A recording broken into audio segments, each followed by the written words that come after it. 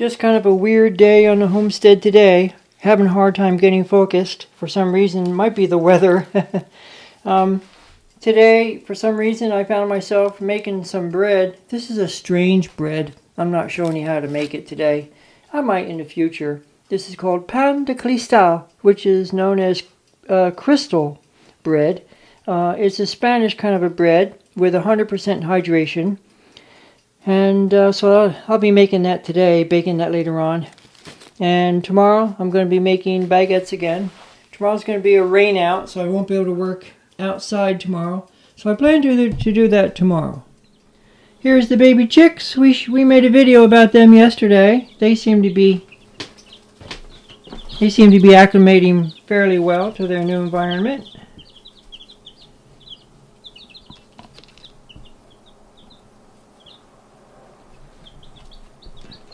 They're very cute. Almost a butterscotch color. They're called Isa Brown. Down here in the greenhouse we have a lot of seedlings that need to get out into the garden. It's a problem right now though because it seems to be raining every other day. We've got pak choi, we've got tomatoes, we've got green beans or beans. I think some celery over there. Trying to give the tomato plants away. Nobody wants them. We have so many. And then over here we have more alliums that have to go in the garden. Leeks and shallots right here. We have a lot of beautiful lettuce over here. When I first planted it back in, gosh, it was March. It seemed like such a small space for lettuce, but now this amount of lettuce would easily fill our needs.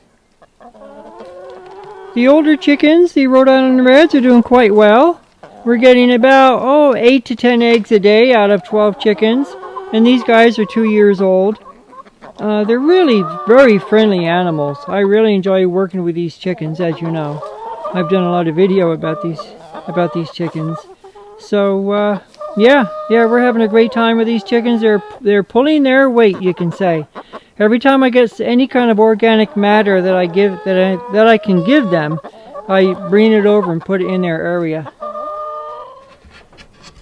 This is the chickens, their new nesting boxes that I gave them. I just put some new hay in the boxes for them. They really do like that. They seem to respond and it keeps things nice and clean. So they're making themselves at home in here. They used to live in that other device called the chickshaw.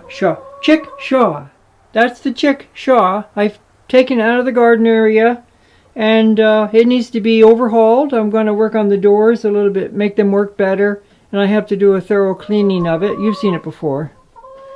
I do want to make some modifications in here.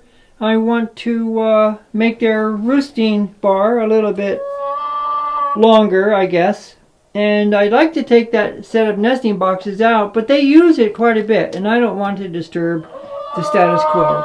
There is a bit of screening there that I want to remove so that they can travel from this area over to this area, because the whole area is theirs, and I just want to make it more efficient for them.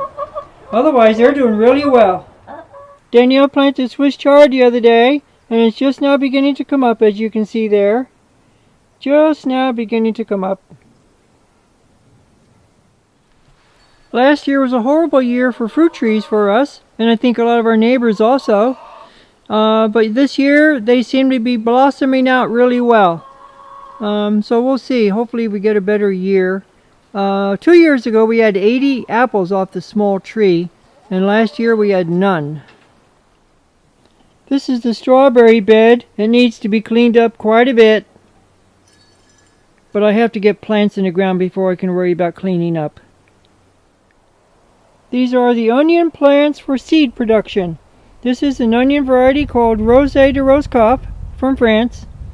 And I don't know of anywhere in the United States where you can buy the seed.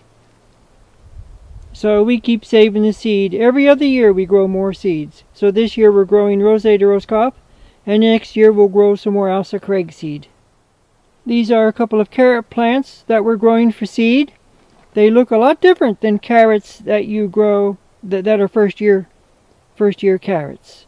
These will be, hopefully, if everything works out right, these will be seed carrots. They're a little bit more difficult to grow seed than they are from onions and leeks. I do have one beet plant that made it out of the ground.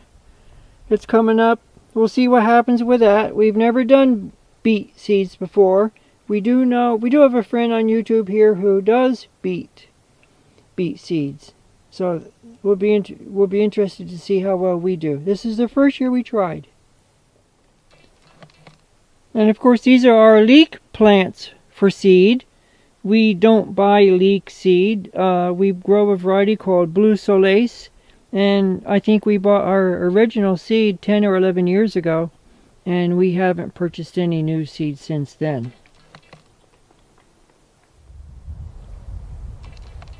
We have problems over here in this part of the garden. We've had so much rain that it's just puddles, and we can't do anything over here until it completely dries up, which usually takes place right around the middle to the 3rd week of May. But we've had so much rain this year, with a lot more to come tomorrow, that I just don't know. It's really putting us behind schedule. That's Emma, our goat. She just heard me call her name, so she turned her head. She's 11 years old. She's a little too old for milking. We've taken her to be bred a couple years ago anyway, the last time. And she stood for the breeding, but it just didn't take hold. So she's just a forever pet now. 11 years old, Emma. She's a good girl. French Alpine. Danielle has started planting tomato plants. These are heirloom slicing tomatoes called Paul Robeson, which originated in Russia. And we've tried and planted many heirloom tomatoes for slicing purposes, and this is by far the best in our opinion. So she's got about a dozen or so plants here in the ground right now, and then in the space beyond there she's going to put garden huckleberry. Over here I'm putting alliums in, onions. I've got 2 different varieties of onions this year. We've got Ailsa Craig, which you're looking at right now, and then panning on down here past that white fence post there, I've got my storage onion, which is called New York Early. Over here we've got garlic planted, and I apologize for the mess. There's a lot of crabgrass and such growing between the rows. That kills me to see, and we have it every year. And as soon as everything's in the ground, I'll be going around with a wheelbarrow and shovel and removing all those crabgrasses. The peas are coming up nicely, about 1 inch or so tall. Planted them about a week ago. They're looking really good. Very happy with how they're looking. I also planted carrots last week. They're not coming up quite yet though. It's a little bit early for those. They usually take about 2 weeks to come up. This is a nice little apple tree called Gold Rush that our friend Soren planted for us. He grows trees for Fedco. And over here is another tree called Wolf River that we had grafted, especially for us, at the Mafka Seed and Scion Day event that takes place at the end of March every year. I don't know if you can see it, but there's some Queen Anne's lace growing right there. And I've got to make sure I keep that cut back, mowed back, like I do every year. Not a big deal. But you don't want those to go to blossom, because when my carrots go to blossom, there could be a cross-pollination issue, because they're from the same family. So I got to keep an eye on the Queen Anne's lace.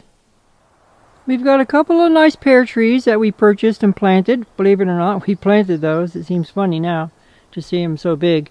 But the one that's closest to the camera produced really well a couple of years ago.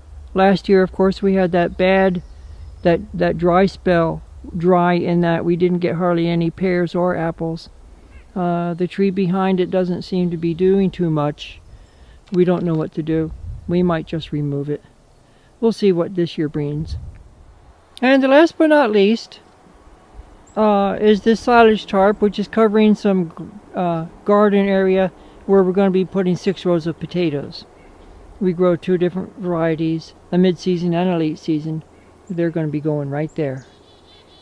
Probably next week, early next week, I'll start working on those beds.